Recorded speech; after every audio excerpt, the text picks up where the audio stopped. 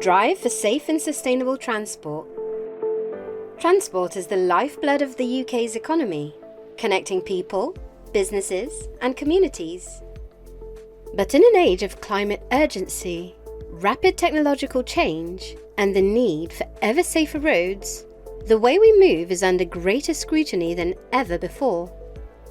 In today's programme, Executive TV meets the innovators leading the charge, explores the technologies reshaping travel, and discover how safe and sustainable thinking is being embedded into every aspect of transport. At JurnyOn, we want to make travel accessible to all age groups, and we want to encourage people to travel sustainably. The reality is, whatever your business is, there are rules and regulations to comply with. Sometimes it's opaque, it's not really clear about what they are, and what we try and do is we try and simplify that. JurnyOn is a ticketing application specialising in blockchain and AI and transforming the public transport landscape with advanced technology. JurnyOn is the UK's first subscription-based ticketing solution. We are also the world's first blockchain-based public transport digital wallet, and we make travel really exciting for our customers by introducing loyalty as a way of rewarding people for traveling.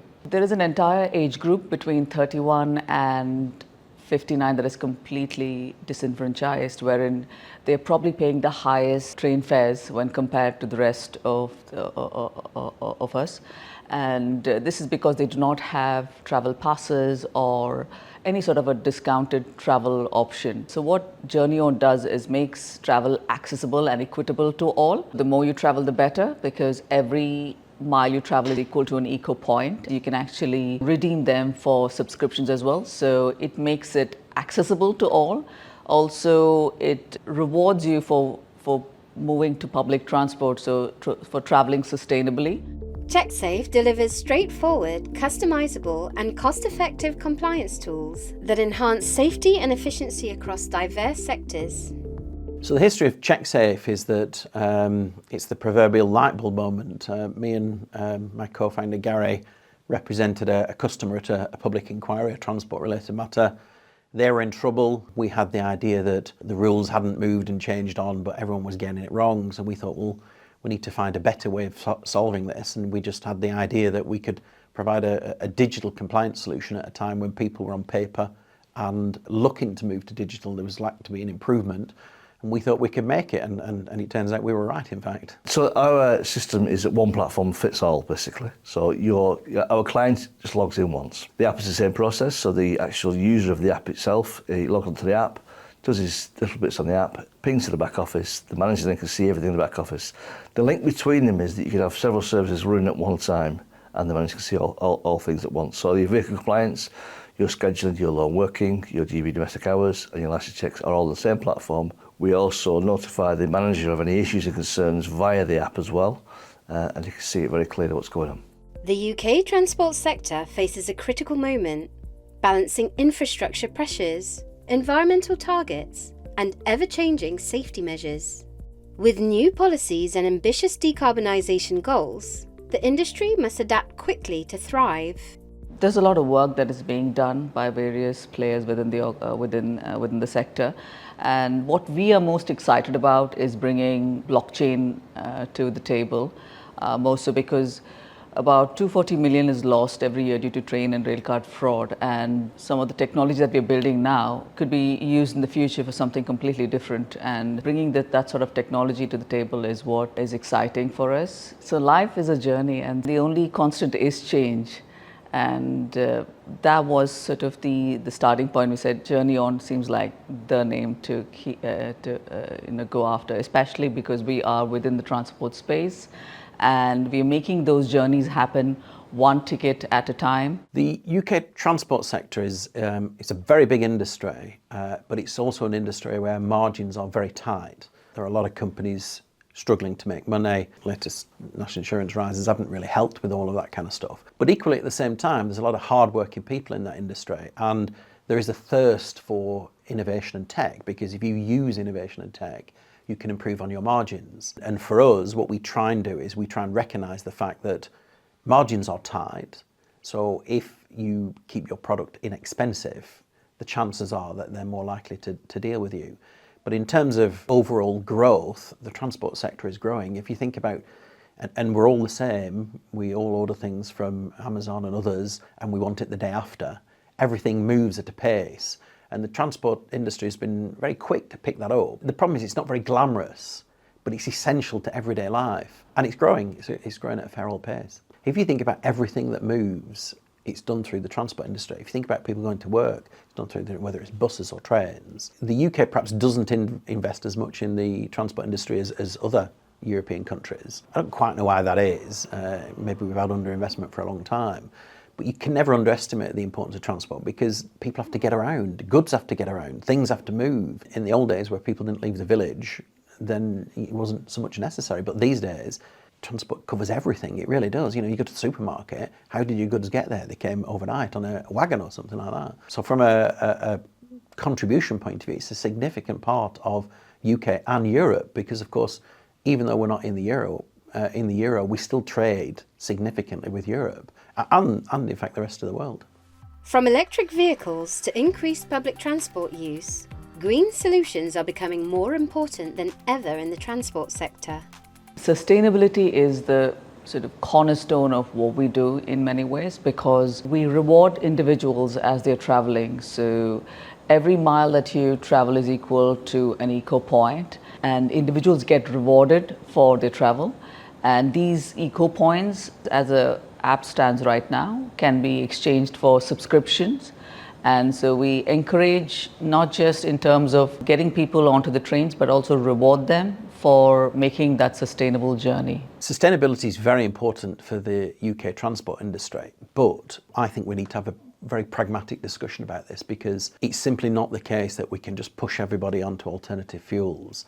There's a cost to it. Margins are very tight in the transport industry, and there are some jobs and industries that aren't really suitable for sustainable alternative fuels. We've got to have one eye on the fact that our goal is for sustainability, but equally things have still got to be done. In terms of the UK's output, the UK accounts for less than 1% of greenhouse gases. Let's suppose in terms of sustainability, Britain did everything that it possibly could.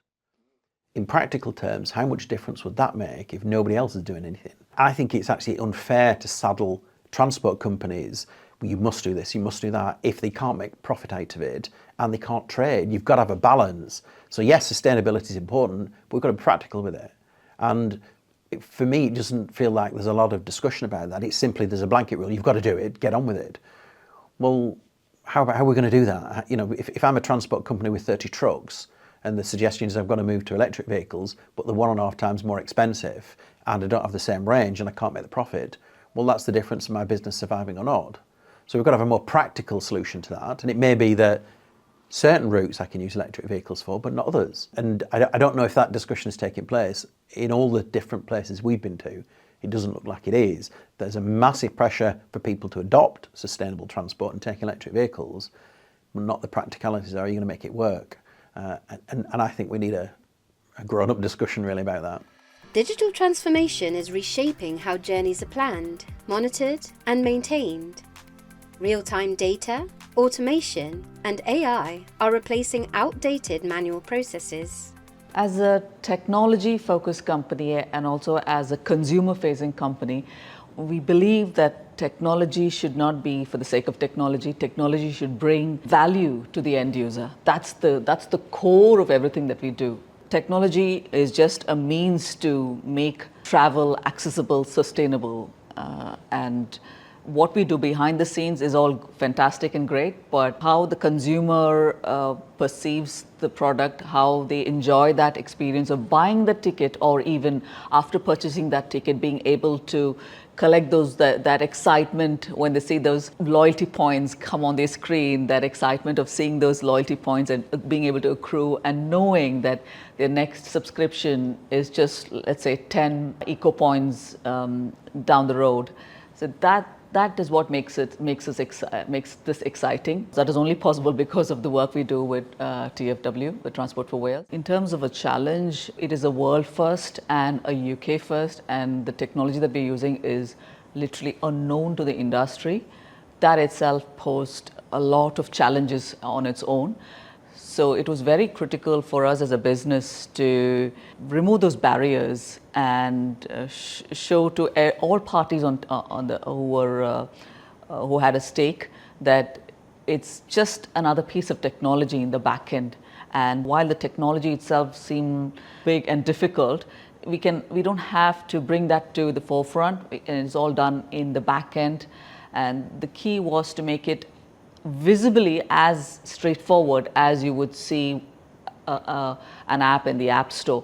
But in the back end, you have very core cryptography. You've got all the complexities of a decentralized system. Because of the space that we operate in, AI is constantly moving at a fast pace, and blockchain as a technology in the back end is the core fundamental to what we do.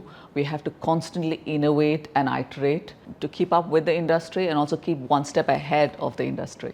If you use tech, you remove the inefficiencies of paper and scouting around and all the rest of it. And the truth of tech and digitisation is that you've got all the information at your fingertips. Where margins are tight and resources are finite, then you need to make sure that everything runs smoothly and like clockwork. And you only gain efficiencies by making things slicker. And that's exactly what digitisation does. If you think about anything that you do now in terms of finding information, whereas previously you might have had to look in an encyclopedia or a book or something, immediately you get your smartphone out, you have the answer in a couple of seconds. And that's what digitisation does for not just transport, but any industry. At CheckedSafe, we've always been sustainable because our product is effectively making compliance paperless. A big thing from day one with us was we used it, in fact, as a selling point to say to people, well, there is so much money spent on paperwork, trying to access the paperwork, trying to find the paperwork, trying to store the paperwork, destroying the paperwork afterwards. All of that goes once you move digital and once you are online. Everything is available at your fingertips. So for us at CheckedSafe, we've used that very much as a selling point to say to people, part of your journey is to get rid of paper and avoid that unnecessary wastage. We've always done that with CheckedSafe. But more than that, everything is available because, of course, with a piece of paper, the chances of finding a piece of paper that you had 3 years ago is probably slim to none. With digital, you just need a date and a registration number when you find your information. Innovation is unlocking smarter transport, from AI-driven route optimization to predictive maintenance. JurnyOn is primarily an AI and blockchain company. We've built various small language models, and we bring a wealth of experience from our earlier startups where we built data science models. With JurnyOn, what we are building here is a small language model very much focused around the public transport industry. And what that does is, let us say an individual is traveling from point A to point B. So being able to make recommendations. So let's say a person is traveling from Cardiff to Swansea. In the future, what we will be able to do is make recommendations as to what they can do within the local area. So it could be events that are available for them to go to, or attractions, or even retailers that we tie up with where they can get a discount on some of the facilities that is available within the retailers. Once you move to a digital system, because you have information at your fingertips, you're focusing on the issues that are a problem rather than looking at things to find out what the issue is. So really good example, people spend probably 80% of their time faffing around with 20% of the issues. Because you've got to search for it in the first place. With paper, you've got to look at it. Which piece of paper is it? Where do we find it? With a digital system, and certainly this is true of us, what we do is we distill the information down into the areas that need attention. So you're focusing time and resources to the issue that only needs attention. In a general day, if there are 100 items, there might only be 10 that are a problem. Finding those 10 and solving them is the key bit. With a digital system, you can do that straight away.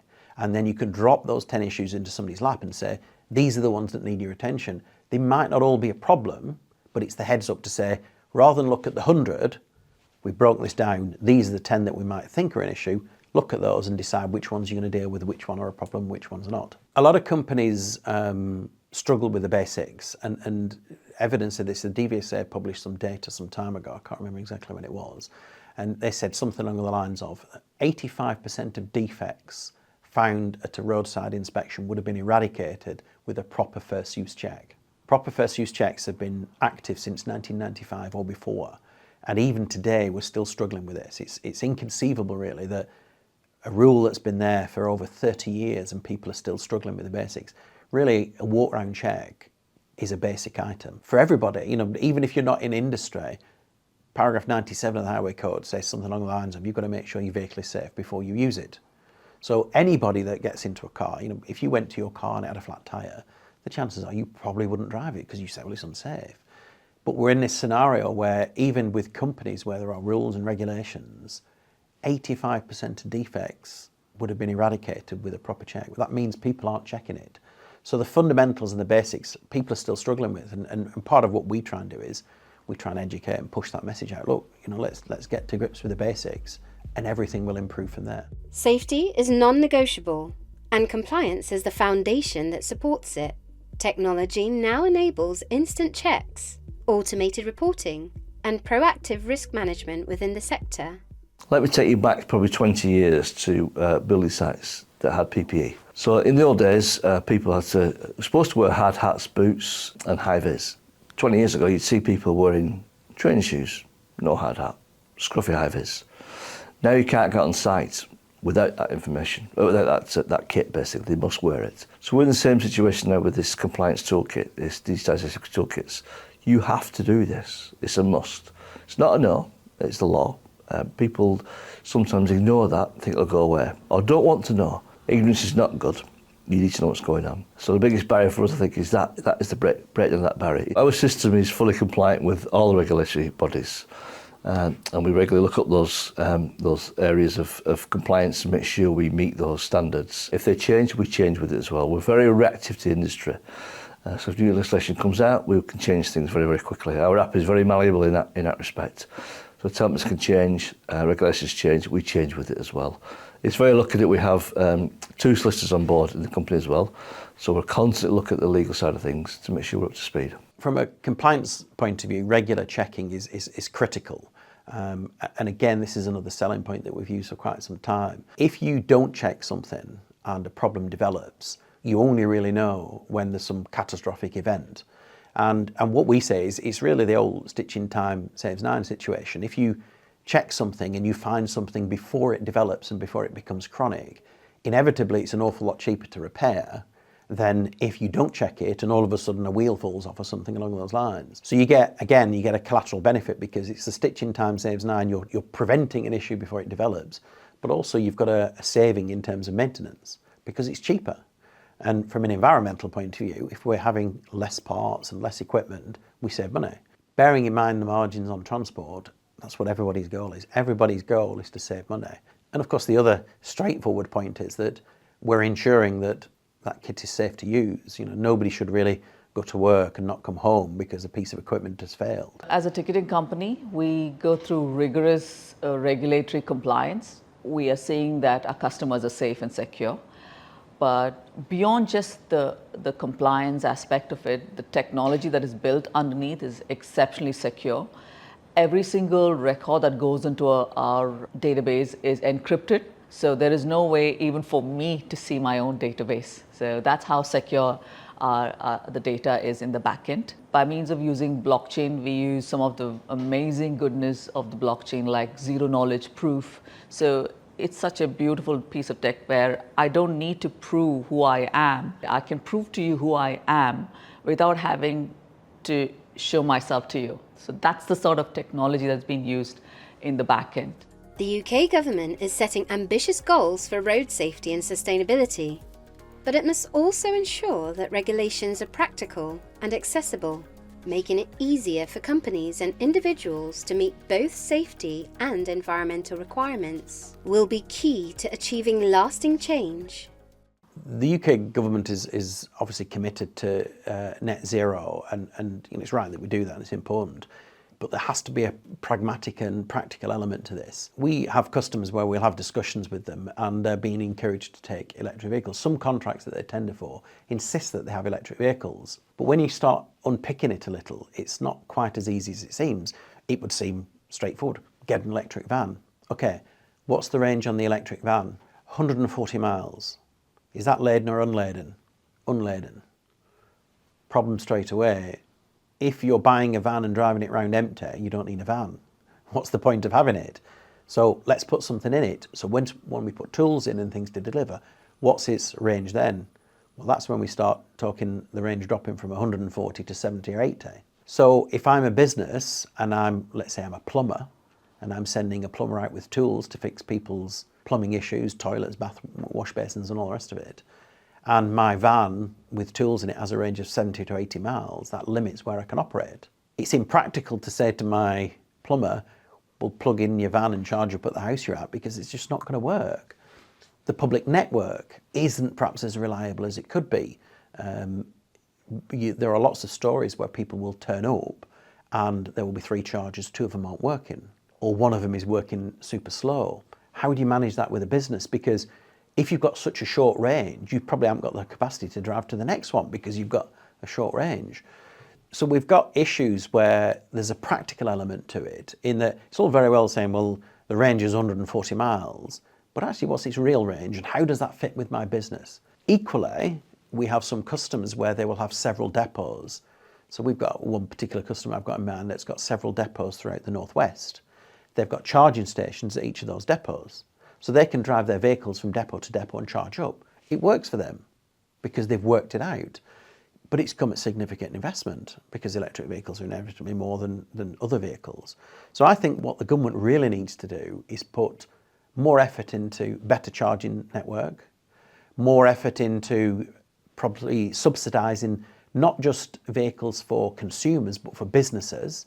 Because if you're asking a business to buy an electric vehicle that is £10,000 more than a ICE vehicle, internal combustion engine, and they have less capacity in it, where's the incentive? You're penalising that business because of the net zero target, but they can't comply. What's the alternative? Well, we just can't do it, in which case there's less money to the exchequer and all the rest of it. So the government needs to think about this carefully and talk to the industry and say, well, what's going wrong? What do we need? Rather than simply saying, we want you to do this. How are we going to do it? If I've got a problem and I can't make an electric vehicle work, what do I do? Am I okay to have an ICE vehicle? Is there an alternative? There's been quite a lot of talk for some time about hydrogen alternatives.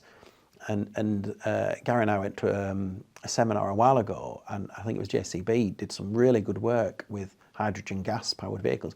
And essentially it looks like a normal engine. Very clever, very innovative. One of the issues they had though was getting hydrogen to people. So of course, if you've got an internal combustion engine, you drive down the road, there's a fuel station for every mile or 2 miles. There aren't many hydrogen gas stations. So in their case, they were taking the hydrogen gas to the sites that were using their vehicles. I don't know how sustainable that is. I don't know if those vehicles were running on hydrogen gas or petrol. I don't know.